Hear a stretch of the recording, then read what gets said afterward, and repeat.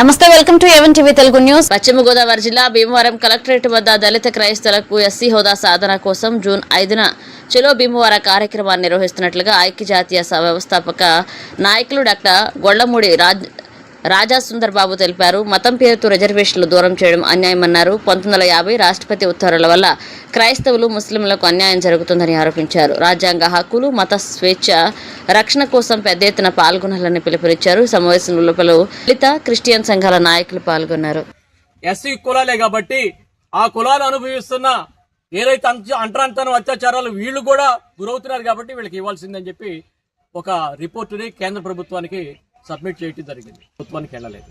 మేము ఆ కమిషన్ ని మొన్న ఈ నెల 5వ తారీఖున కలిసి ఢిల్లీలో రంగనాథ్ మిశ్రా కమిషన్ నే మీరు కూడా కొనసాగించండి, ఆ రిపోర్ట్ లో ఏవైతే సిఫార్సులు ఉన్నాయో అదే సిఫార్సుల్ని మాకు అనుకూలంగా వ్రాసి కేంద్రానికి సబ్మిట్ చేసేయండి. చేసేది ఏదో త్వరితంగా చేయండి కదా.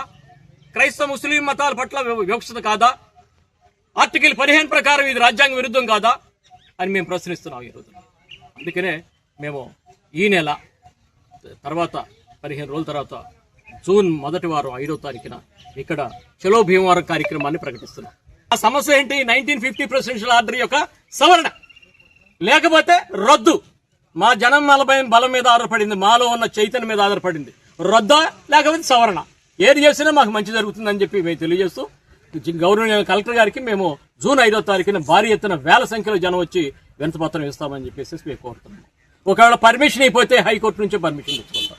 ఆర్టికల్ 19 మాకు అండగా ఉంది కాబట్టి ఎవరైనా అసోసియేషన్ పెట్టుకోవచ్చు, శాంతియుతంగా ఆందోళన చేయొచ్చు అని చెప్పి హైకోర్టు మరి గతంలో కూడా చాలా సంఘటనల్లో ఇచ్చింది కాబట్టి ఆ ప్రకారం గౌరవ కలెక్టర్ గారిని కూడా మేము కోరబోతున్నాము.